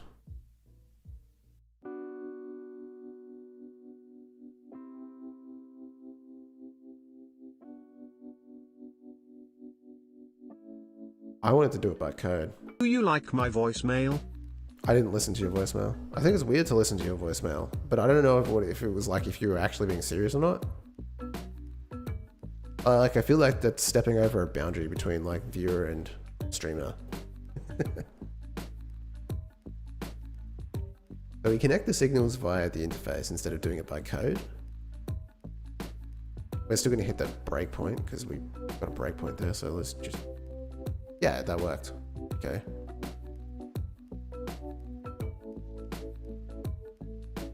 I am confounded, guys. I'm confounded. Why did this not do anything? It's a random TikTok. Oh, okay, there you go. Yeah, I was like, why are you sending me your voicemail, bro? Okay, yeah, I'll check it out later.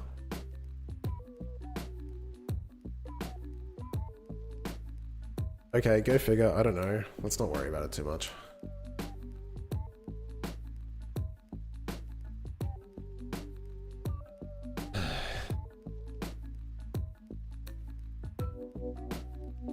Okay, so now we can actually interact with the shop. What does the shop do? Question mark. That is the whole thing, right? So I actually have set up a scene for what I'm calling the replicator shop. It's just a 3D printer. In the scenes, I was doing this on the weekend. I have this problem. I think every game developer has this issue where you will start like making something and you're working like really a lot on the visuals of it, and then you realize that like it doesn't even work yet. Like I should make it work first and then like do the visuals later. So I spent all weekend in the morning looking at this screen. Where is it? Scenes, menus, screens, replicator. So I spent all morning working on this visually. This is what I want it to look like, a CRT screen with the green text, like old school computer. And I spent ages getting this shader to work to make it look like a 3D screen, to make the glow look right. I still don't think it looks quite right. And then I said I was working on this other thing, which is like a monochrome shader. Doesn't look very good. So I've got it turned off at the moment. And then I was like, I don't even have the shop yet. I need to make the shop first before I can actually worry about how this is going to look on screen. Right? It's so silly.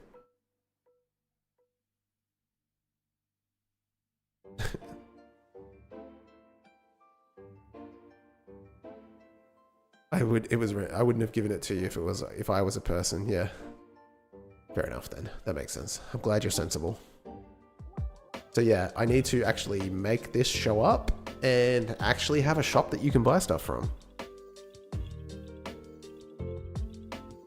But that will be Wednesday's stream, I suppose. Because it is almost 8 o'clock. Oh goodness. Big stretch. Oh. So I still need to make the shop. I actually don't think I should make the shop in this. I should just like make it in a separate node, make it basic, and then like drop it into the sub viewport so that it'll get like the shader effect and all that. That makes sense. It's the...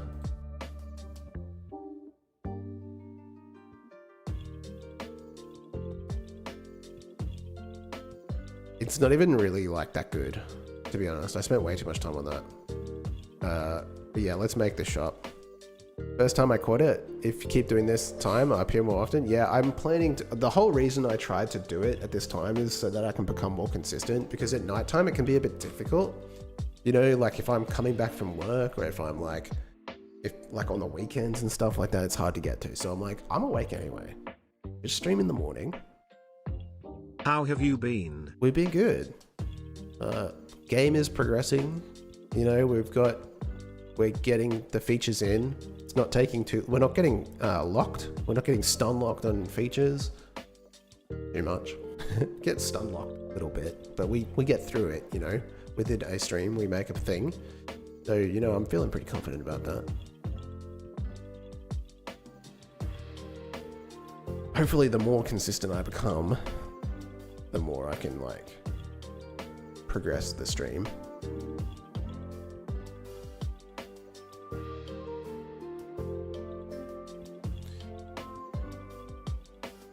And then, like, where do you even send people?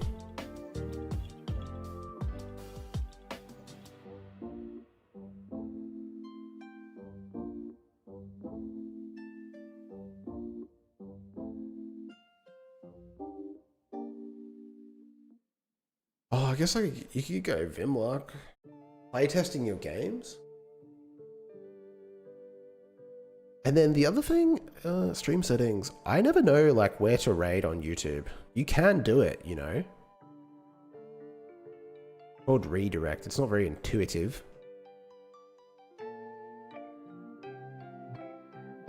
Who's streaming right now?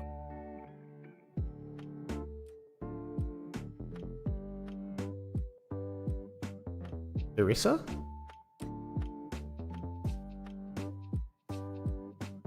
How long does it usually take for you to go to concept to finish demo?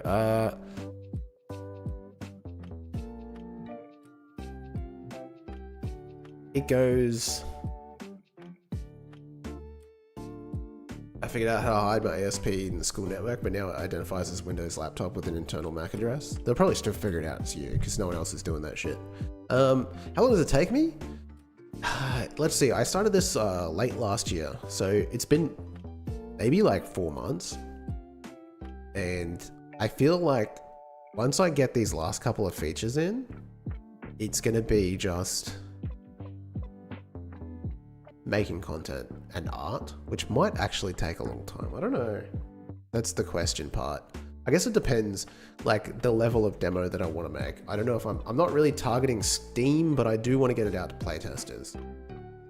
So I might make a Steam page anyway, but then the thing with Steam is like you kind of want the art to be good. It's just one of those things. Like it sort of has to be appealing. It can't be like, yeah, this is a demo because, you know, yeah, 4 months. So what you're not seeing is like the boss fights. So like, how many hours a day? 2 to 3. There's a lot of content in this game. Like obviously we've just been standing here doing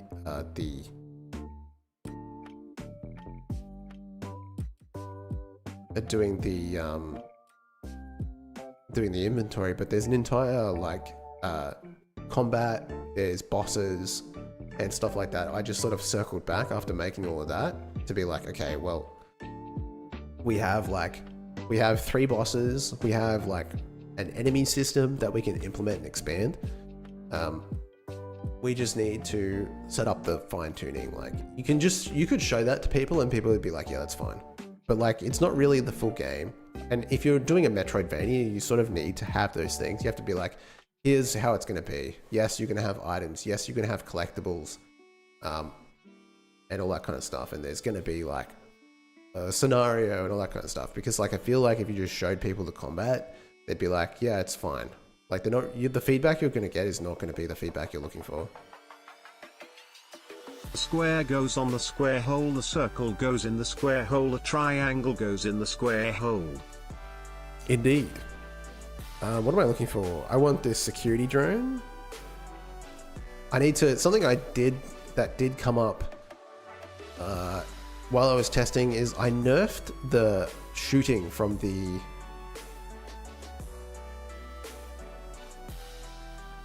player can't shoot as quick as they used to. And I think the bosses are too stocky. They've got too much health. So that would still be, that's 100 hits. So I'm gonna take a little bit off that. That's still, this is the first boss. It's meant to be easy. So we'll do that.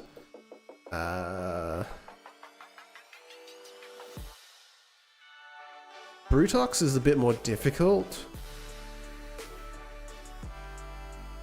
There's the less Brutox here. Brutox is kind of hard because there is some code around his health container. It's 2,000. It's a lot. It was a lot even when you could just spray him continuously without having to try. I fear I may learn too much from making a project and end up scraping it entirely to make it better. A lot of people do that. A lot of people, you know, when you see people that have said that they've been working on that game like for like a bunch of years, and it's like a lot of people are just like iterating because they're learning more and doing more or whatever. I have a different approach. I've been like using Godot for 5 years and I've never made a serious project. So this is my first attempt at a serious project after 5 years of learning how to use the software. So I feel very confident that I'll be able to make a game without having to go back and redo everything. So here's 2,000 health. And now I don't remember exactly how we're doing the health contain, health change phases remaining. Okay, so we've got 3 phases, right? And then we've got body changes dot interval. What is this variable? 500. So every 500, we're gonna do a change. This is when the phase, basically how this boss works is like every 500 health, he starts moving faster and he starts getting, like he floats around randomly and he won't actually go down to the ground until like a certain level. So what I need to do is if I'm gonna make him have 1,000, I need to make this I need to change the way we do the math here. So we say body change interval 4, and then what we can do is it a bad idea to publish a game that's your first start to finish project, or will people accept it as simpler but complete? I think, no, I actually don't think that's a bad thing to do. Like, just making your project, and like, if you're just make games. Like, that's sort of like, I always make that my title, but it's like something that I started to think about a year ago. It's like, just make games. Like, just make your game, publish it, put a price on it if you want. If you feel like it can have a price on it, just make games. So like, start to finish, just make a game. Don't worry about it. If you get feedback, and then you can make a better game, and you move on to the next one. And the more you put less pressure on yourself, or making it like something that's like groundbreaking, or you want to get like $100,000 in sales, you need to take those variables out, and you just need to keep iterating and making games, getting feedback, and making the next game better than the last. And if you do that, eventually you will have those moments, but the focus needs to be on finishing the game, not like making some crazy project. The market is rough today. I fear my image might be tarnished. You can always just make a new account. People won't remember. Unless you actually committed some kind of fraud, people won't remember. So body change interval multiplied by phases remaining.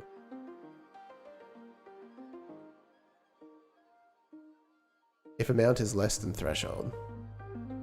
Phases remaining. Okay, so the math here was that, so we can go body change interval multiplied by health. Do we have access to the health container? Oh, we have the health, right? We don't have the max health though.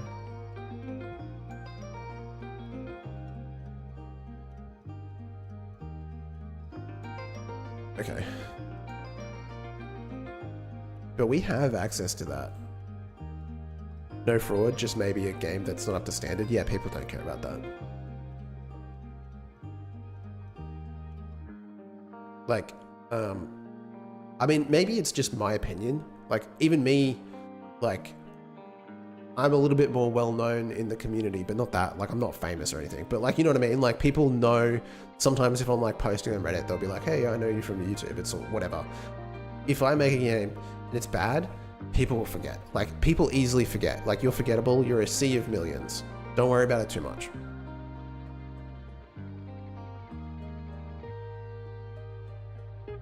If you have, like, 1 million subscribers and you make a bad game, people might not forget. I could be wrong too. We don't have the health. He has his own script. Let's get access to the health container. Did you really stay up? Good morning and good night. I think it was morning when we were streaming last for him, so that it's like nighttime now. Like, it was daytime for him last night. We went to sleep, he went to work. Actually, he went to a birthday party. Welcome to the chat, Fresh TV. Health container?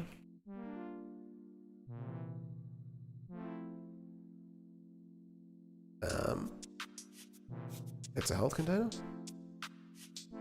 And then we assign that to the health container. And now we can keep this variable as being like whatever. And then we can just add an export variable here. Or max health. I got to eat, so it's worth it. Nice.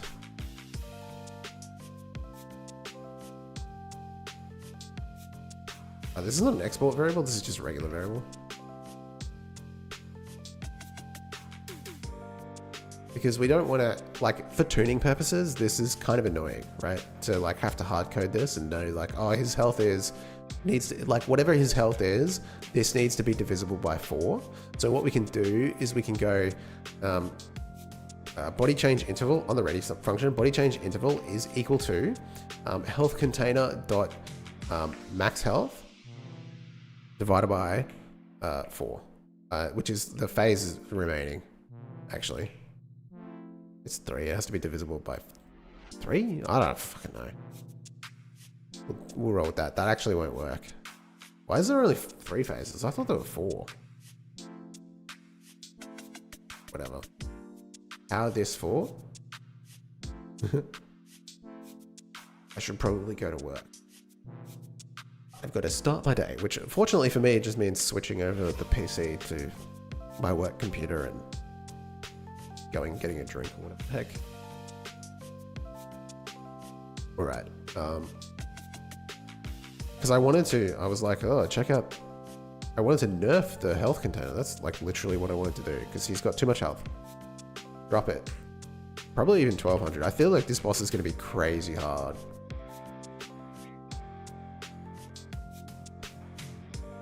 Right? I have to get around over to the bosses.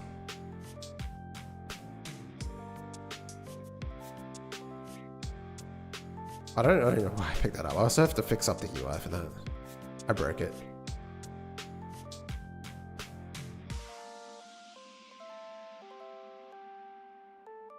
Because you have to press the button now. You can't just hold it down. Which means like you have to... It's going to be way harder to fight the boss.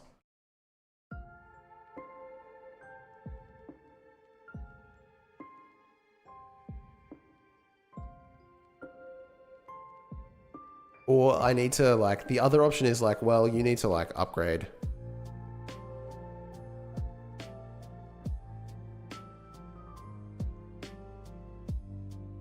Like get an upgrade for the player so that they can actually more easily fight the boss.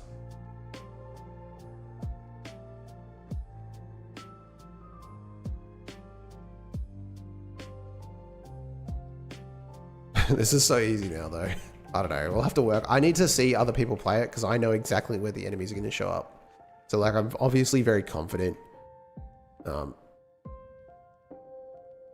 Oh, fresh. I finally got the focus to work. But now it like switches between the tab. But you know, I can navigate this with the menus. I am too good at the game. Yeah, it does happen with your own games because you know where all the enemies are, you know exactly what their thresholds are. Like even I know, technically you can't actually attack the enemies if they're off screen because your bullets will despawn. But like there's a certain limit to that. And so you can start pre-firing earlier if you want to. You know what I mean? Like you can sort of get away with it. And so the first boss here should be super easy now that I've nerfed him a little bit. This guy really shouldn't be that much trouble. He barely does anything. Ouch.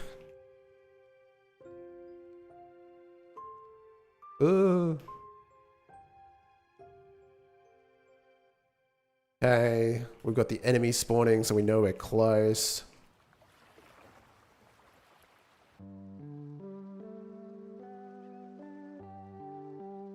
There we go.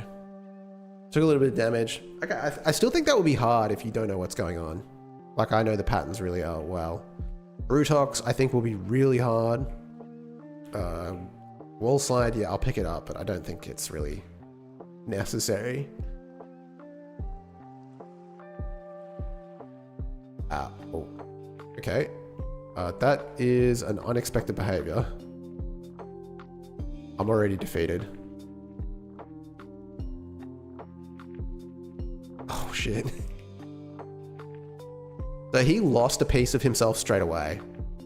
The programmer art is real, yeah, dude. For the bosses, 100%.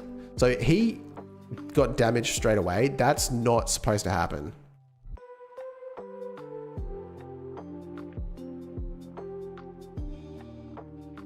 Dude, this screen shake is unreal.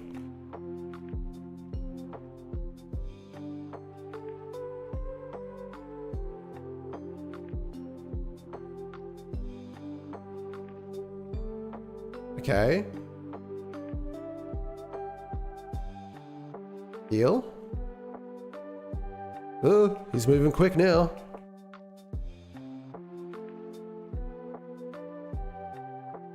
Okay. Ouch.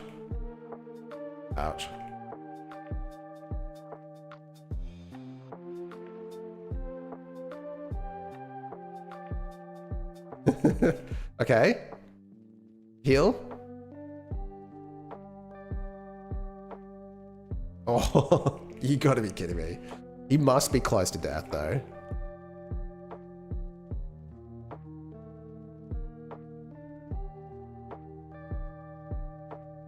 He's moving so fast.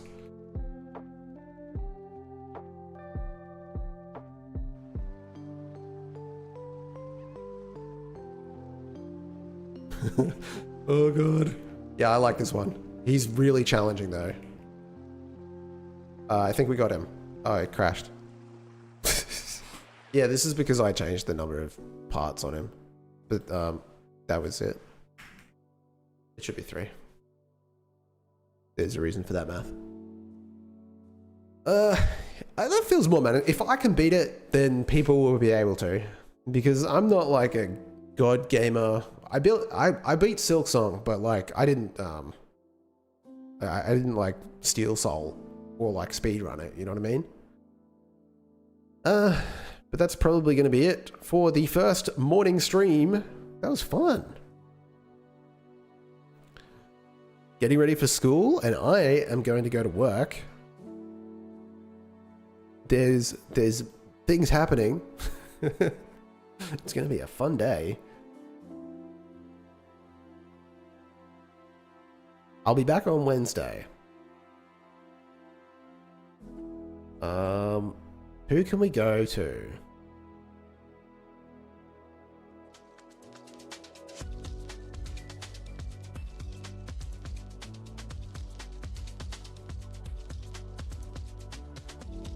Search and filter for Godot.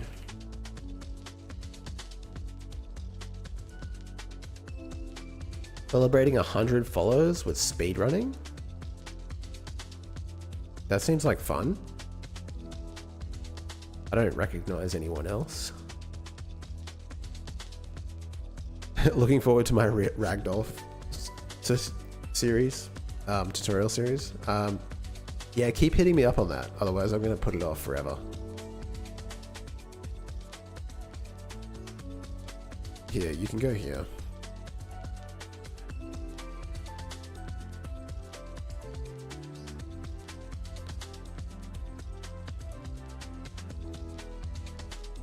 Alright guys, thanks for hanging out. I really appreciate it. Have a good day.